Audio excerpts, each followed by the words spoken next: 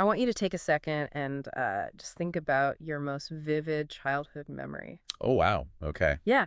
Picture the colors in the room, the sounds around you, the exact emotions you felt. You can probably see it playing out like a high definition movie in your head. Oh, absolutely. It feels unshakable. Like Yeah, when we recall something that vividly, it feels like absolute truth. right. But what if I told you that feeling of absolute certainty is, well, sometimes completely fabricated by your own brain? It's a scary thought. It really is. And to understand how dangerous that illusion can be, we need to look at this chilling true story from our source text today, the case of Ronald Cotton. Right, the 1986 case. Exactly. Cotton was sentenced to life in prison plus 54 years for a brutal crime he didn't commit. And the entire conviction rested on the memory of the victim, Jennifer Thompson. And she was so certain. Right. Completely. During the terrifying attack, she made a deliberate point to intensely study her attacker's face. I mean, she memorized the shape of his jaw, she looked at his hairline, she searched for scars. She was doing everything you're supposed to do. Exactly. Later, she picked Ronald Cotton out of a photo lineup and then a physical lineup. And she eventually testified in court with absolute 100% confidence. She literally told the jury, I knew this was the man. It's such a tragic situation because she wasn't lying. She genuinely believed it. Yeah. Yet 11 years later, DNA evidence completely exonerated Ronald Cotton and proved that another man, Bobby Poole, had actually committed the crime. Wow. Jennifer Thompson's memory was incredibly vivid, she was completely confident, and she was entirely wrong. Which is just wild to think about. It really is. So today, we are doing a deep dive into a comprehensive academic breakdown of the psychology and biology of human memory.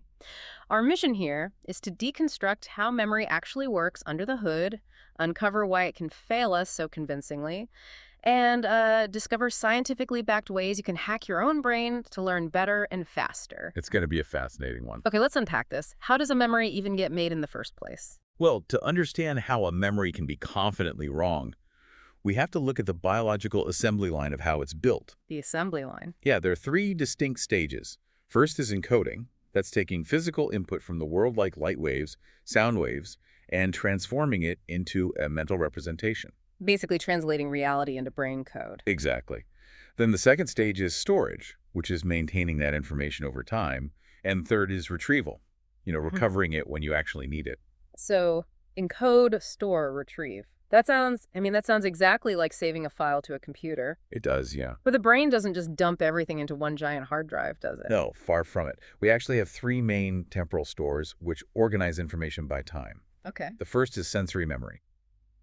And it is massive in capacity, but incredibly brief. How brief are we talking? Well, to prove this, a researcher named George Sperling did a fascinating experiment.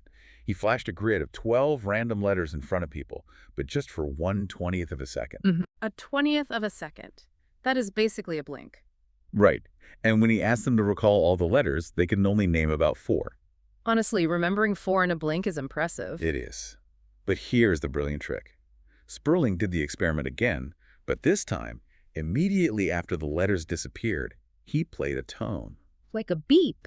Yeah, a high tone meant the person should only read the top row.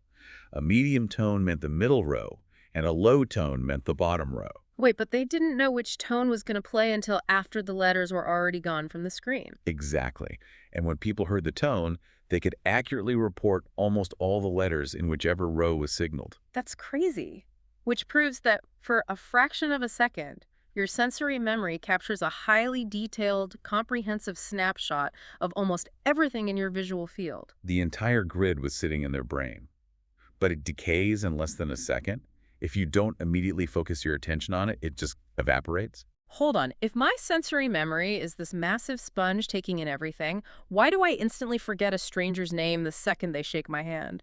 Or, if I just went to the grocery store, why couldn't I tell you the checkout clerk's eye color if my life depended on it? Well, if we connect this to the bigger picture, most of what we call memory failures are actually just attention failures. Oh, interesting. Yeah, you never forgot the clerk's eye color because you never actually memorized it. For information to survive that 1-second sensory window, you have to pay attention to it.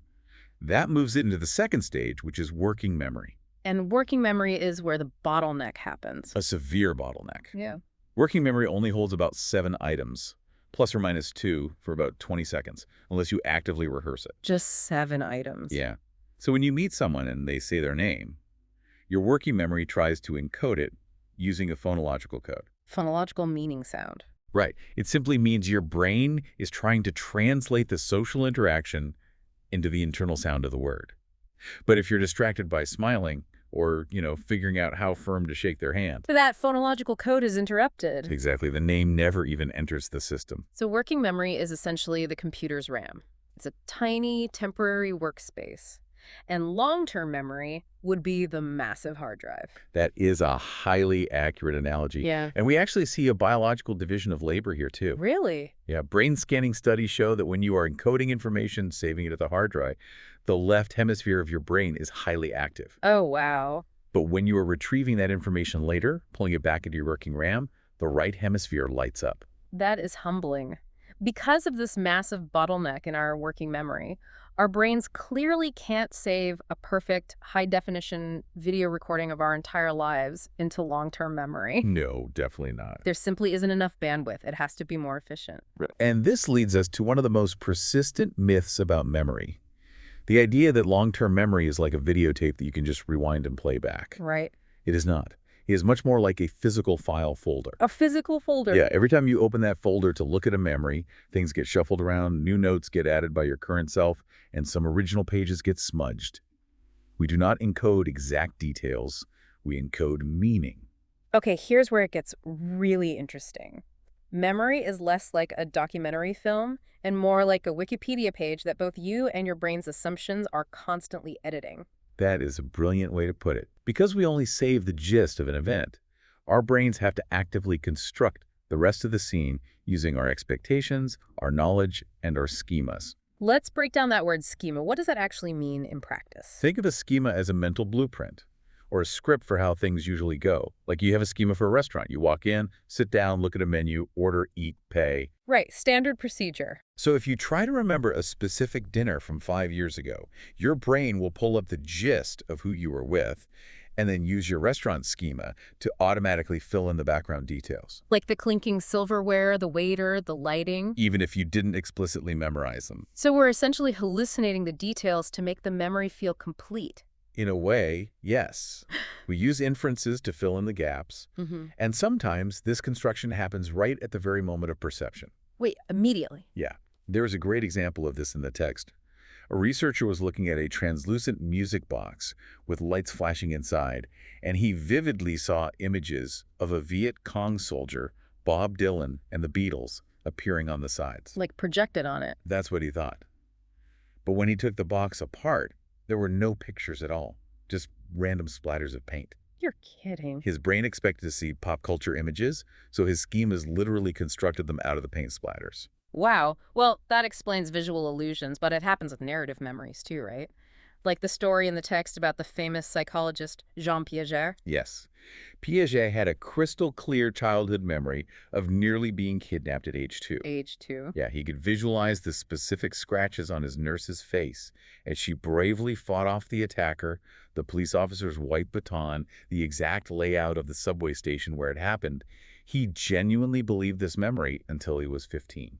Wait, you don't just magically stop believing a vivid childhood trauma at age 15. Did something shatter the illusion? Well, his former nurse wrote a letter to his parents confessing that she had completely made the whole story up to get a reward. Oh my gosh. The kidnapping never happened. Piaget had simply heard his parents telling this dramatic, terrifying story over and over when he was young. And his brain just built it. His brain took the gist of the story and used his schemas of police officers and subway stations to construct a vivid visual memory out of it. Which is terrifying. Because if our brains are constantly making inferences to fill in the gaps of our internal Wikipedia page, what happens when outside forces start making those edits for us? And this is where we return to the legal system. It is a phenomenon called the myth-information effect. Yeah.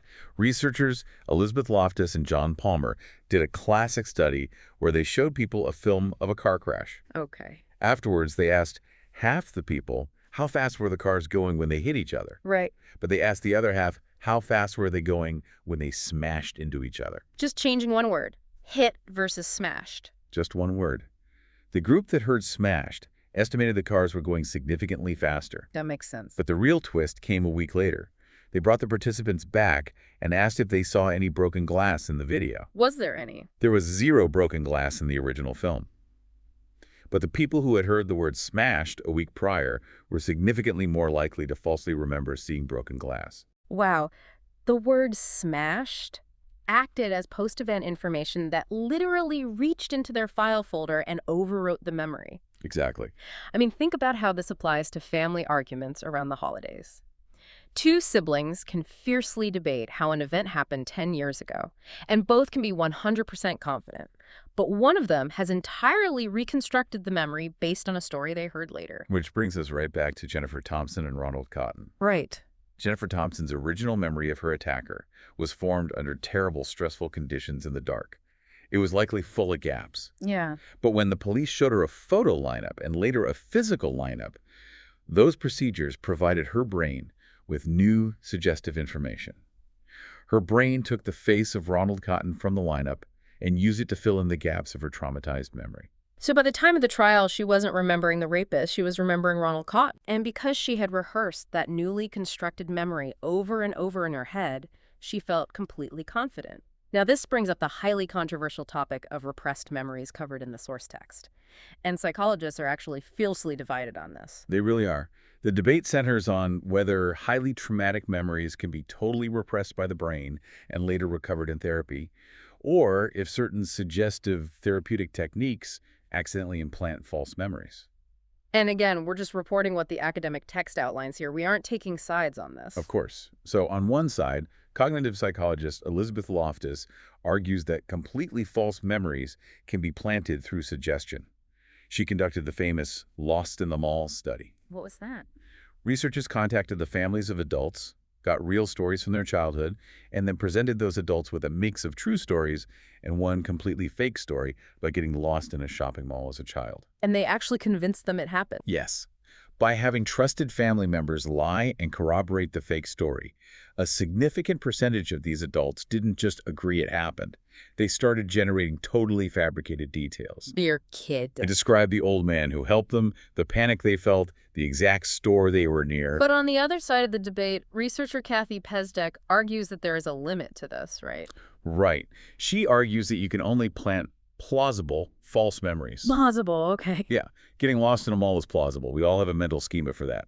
But Pezdek's research shows that people actively resist implausible false memories, like a bizarre medical procedure or extreme abuse, because they have no pre-existing script for it. Okay, that makes sense. It's an ongoing scientific discussion in the field. Yeah, but I have to say, I struggle with the idea of totally fabricated memories for adults. I mean, I get confusing a stop sign for a yield sign, or even being tricked about a childhood mall trip by your own mother.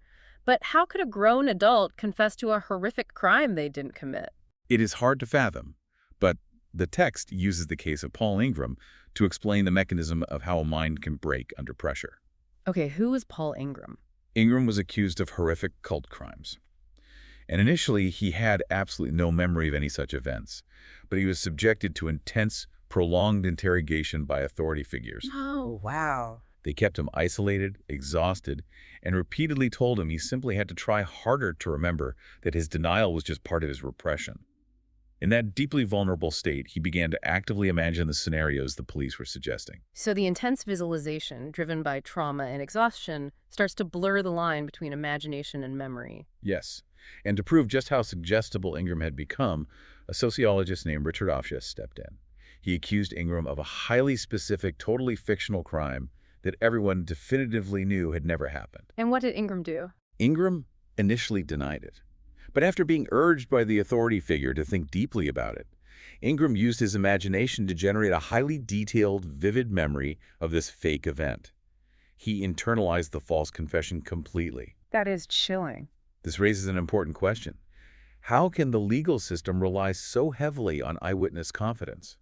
Because the science proves that high confidence, especially when the original memory was formed under poor conditions and then repeatedly questioned, is actually a massive red flag. Because it often means the memory has been reconstructed and rehearsed, not that it is accurate. Exactly. Man. Well, if our conscious memory is this fragile, this prone to being overwritten or completely fabricated, how do we even function? Like, how do we remember how to drive a car or play an instrument without hallucinating the details? That is the saving grace of the brain. You have a completely separate, hidden backup system. Oh, thank goodness. Yeah.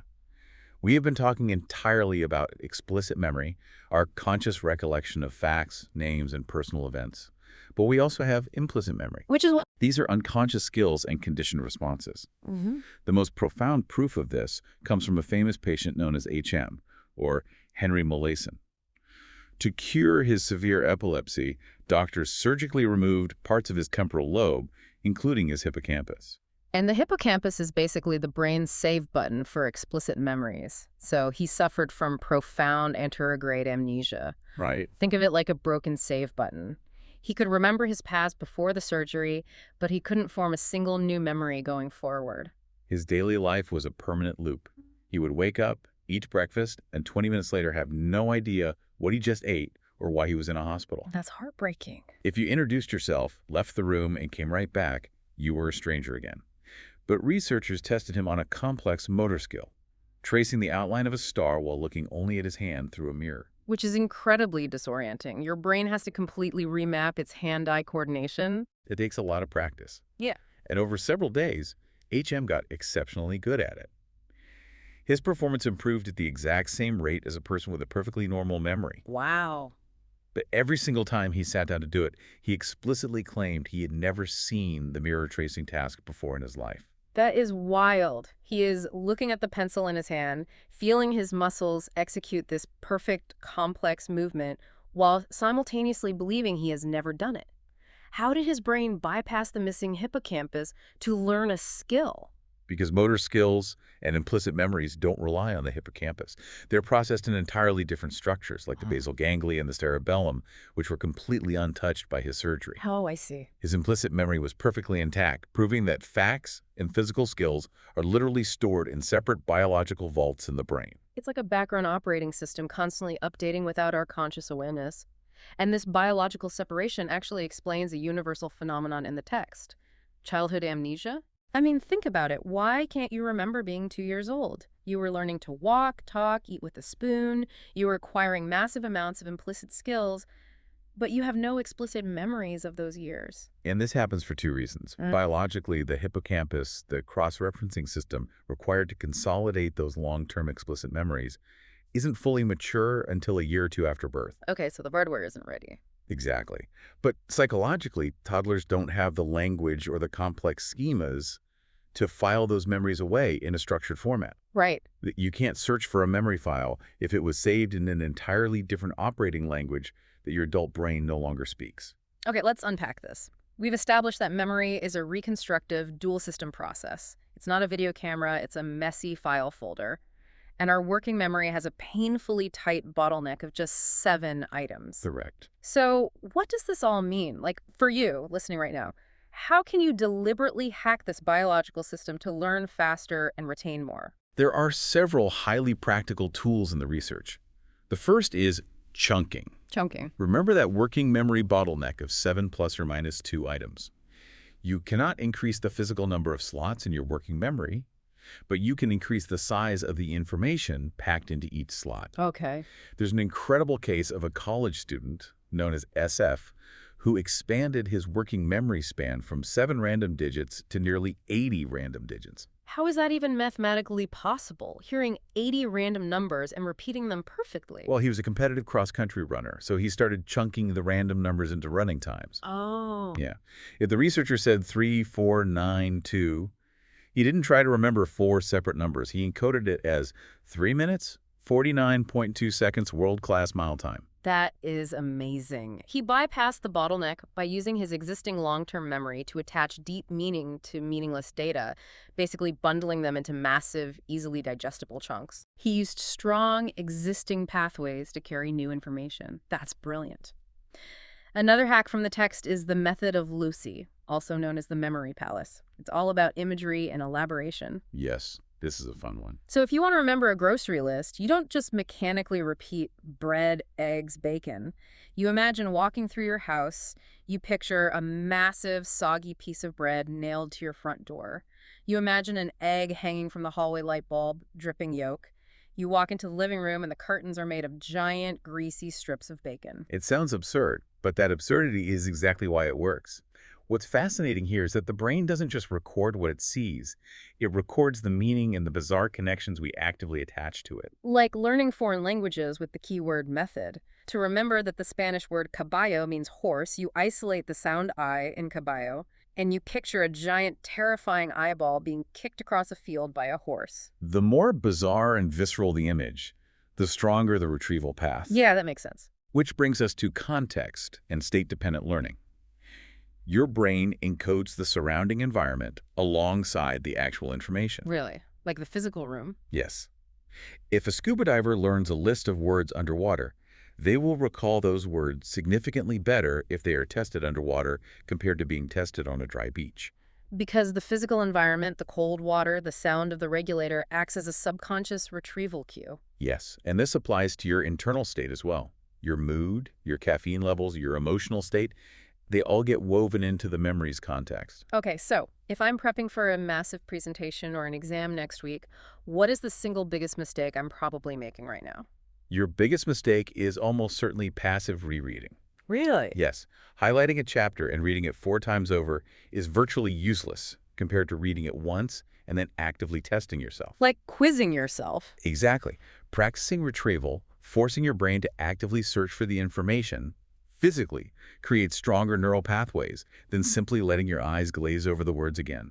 Because rereading gives you a dangerous false sense of fluency. You look at the words and think, oh yeah, I know this, but you're just recognizing it. Testing yourself actually engages that right hemisphere retrieval network. You have to take control of the encoding process, organize the material, elaborate on its meaning with bizarre imagery, and practice retrieving it. So to recap our journey today, your memory is not a flawless video camera. It is a highly vulnerable, constructive workspace where the left and right hemispheres of your brain are constantly saving and retrieving the gist of what happens to you, while automatically filling in the blanks with assumptions, schemas, and outside suggestions. Right. It's why Jennifer Thompson could be 100% confident but completely wrong.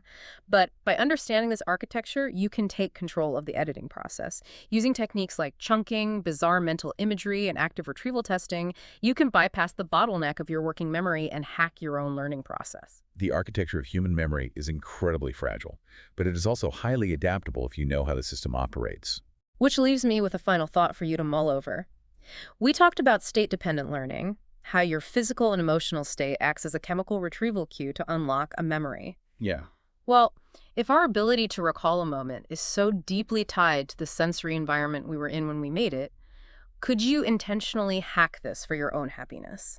Could you deliberately pair a highly unique scent or a specific piece of instrumental music exclusively with the best moments of your life? Oh, that's an interesting idea. Could you effectively bottle your happiest memories, creating a sensory key that completely bypasses the decay of time and instantly unlocks that exact feeling of certainty decades later? Think about it. Until next time, keep diving deep.